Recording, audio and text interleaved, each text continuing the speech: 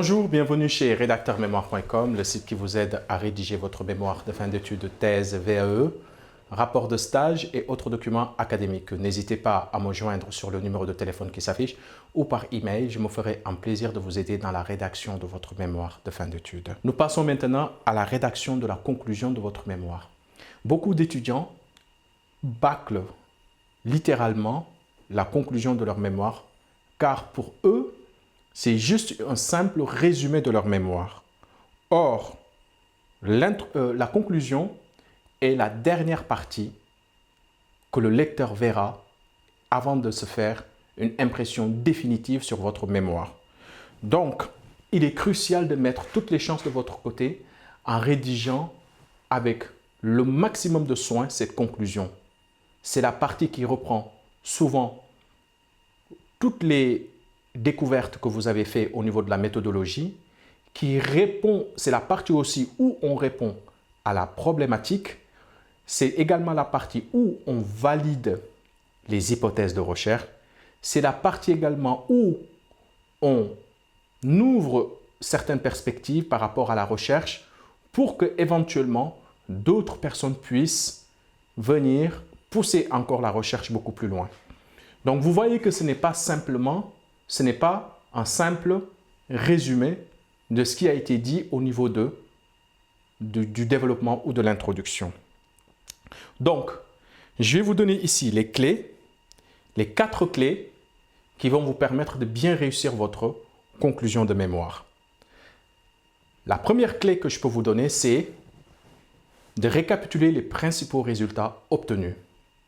Alors, au niveau de la méthodologie de recherche, vous avez obtenu vos résultats. Vos résultats vous ont conduit à des conclusions bien définies.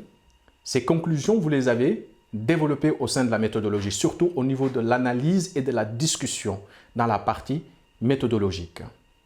Une fois que ces conclusions ont été édictées, développées comme il faut, au niveau de la conclusion, vous devez reprendre ces conclusions-là et les résumer au maximum pour que le lecteur puisse aller à l'essentiel par rapport à vos découvertes. Deuxième clé, répondre clairement à la problématique. Ne laissez pas le jury deviner clairement votre problématique ou deviner la réponse à la problématique. Vous devez vous-même apporter la réponse à la problématique. Vous devez, dans votre conclusion, dire en définitive, nous pouvons répondre avec certitude ou nous pouvons répondre partiellement que notre problématique a été validée. Telle problématique, par exemple, si la problématique était la stratégie de digitalisation des entreprises, comment digitaliser les entreprises ou comment digitaliser les banques traditionnelles, si c'est ça la problématique, nous pouvons répondre que la digitalisation des entreprises, la digitalisation des banques permettent de fidéliser les clients et d'augmenter le taux de conversion. Troisième clé que je peux vous suggérer, c'est de montrer l'apport et les limites de votre étude.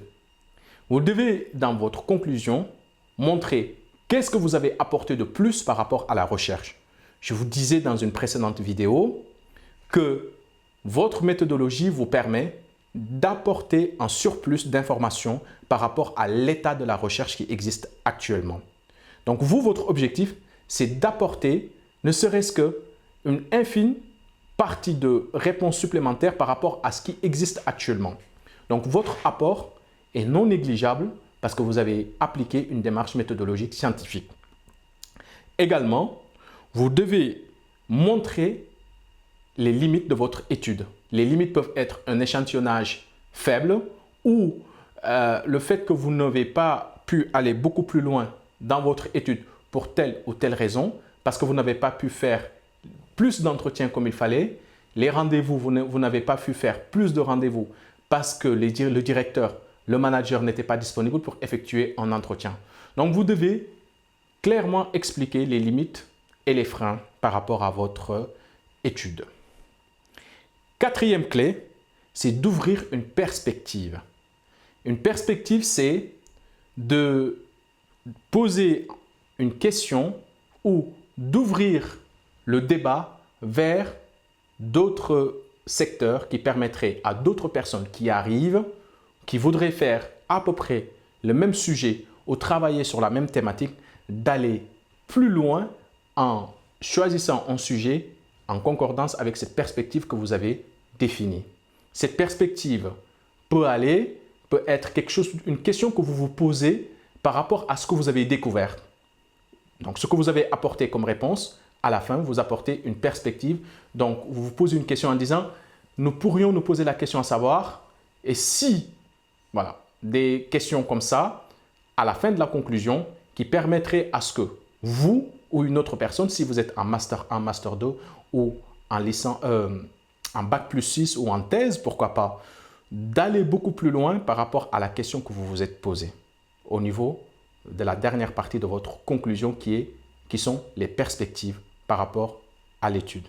Voilà les 4 clés que je peux vous suggérer de suivre pour bien réussir votre conclusion. D'abord, une bonne conclusion doit résumer les résultats, répondre à la problématique, souligner les apports et les limites de votre étude et enfin, ouvrir une perspective. Voici ce que je peux dire sur la méthodologie de rédaction de votre conclusion. Si vous avez besoin que j'y apporte beaucoup plus de détails, vous pouvez me le dire au niveau des commentaires. Également, n'hésitez pas à vous abonner, à liker et à partager cette vidéo. Je vous dis à très bientôt dans une nouvelle vidéo. Au revoir.